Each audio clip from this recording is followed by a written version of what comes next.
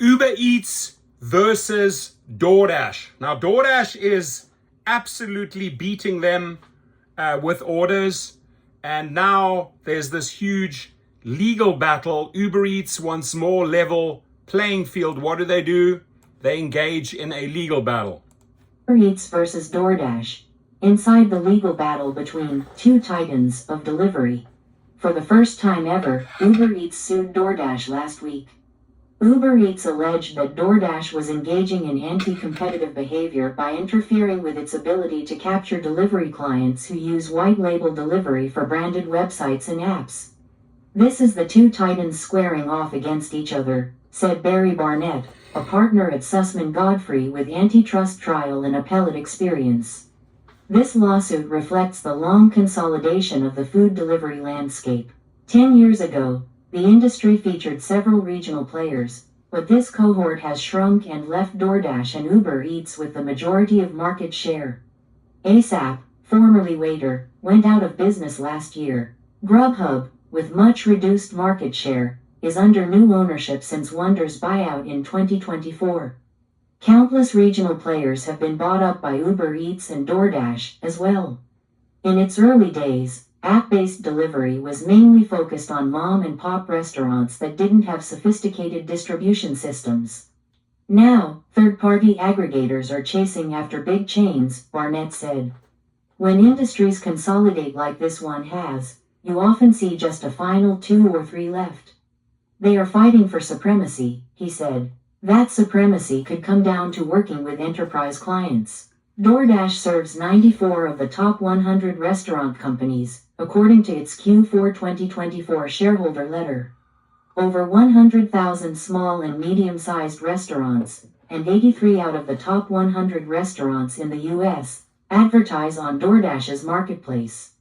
While a majority of Doordash's revenue comes from its marketplace orders and related commissions, it also collects revenue from its white-label Doordash Drive products.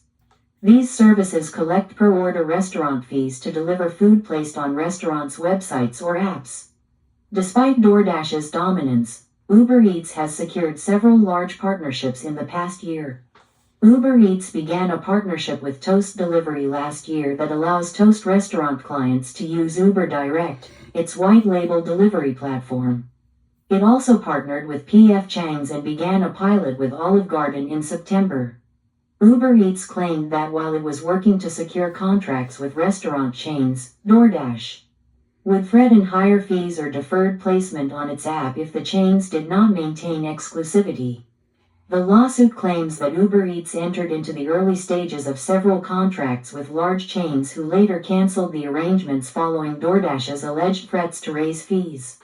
What makes this case somewhat unique is that Uber Eats didn't lead with antitrust claims, but tortious interference, meaning that an entity not party to a contract interferes with that contract, Barnett said.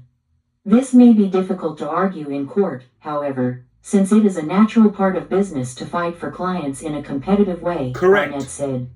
Uber Eats would have to claim that Doordash induced breach of contract or committed fraud in order to interfere with a contract. It is okay to fight for customers, whether by offering them discounts or saying they will raise prices for transactions, he said.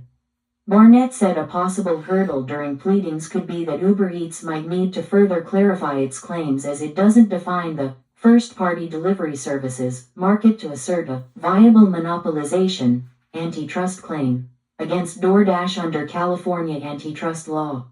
Under that law, Uber Eats would need to claim that Doordash's campaign to bully restaurant chains into exclusive contracts is locking Uber Eats out from customers that account for at least 30% of the market, Barnett said. Uber Eats does... that just briefly stop there. I agree. This is a hard one to fight and win. They're going to use whatever dirty tactics or price wars, whatever they want to do, or maybe in many cases misleading marketing efforts to bring in the restaurants. But at the end of the day, if you look at Doordash's share in the market and Uber, pretty obvious why they brought this case. That Doordash's contracts further violate California Business and Professions Code, Section 16,600 because they foreclose a substantial share of the line of commerce in the first-party delivery space, which Barnett said in an email could help it get past this hurdle. The lawsuit also appears to be more about changing DoorDash's behavior in the market than securing damages, Barnett said. Uber Eats could be saying that it's okay with competition, but it is not okay with exclusive arrangements, Barnett said, adding that Uber Eats may be trying to encourage clients that work with DoorDash to resist exclusivity. This way, Uber Eats can continue to gain first-party delivery market share. It's not really about the money or past damages, it's about the future, Barnett said. So just a little word from our sponsors here. If you have been deactivated by any of these companies, DoorDash or Uber Eats, go to activationhero.com. And we'll file the appeal for you, get you back on the platform, and we will go after your lost earnings. This is just a message to food delivery drivers. If you have been deactivated by DoorDash or Uber Eats, we have paralegals waiting to take on your case, represent you, file the legal appeal with DoorDash's legal department, with Uber Eats legal department, and then also help you file the claim for all the money that you have lost.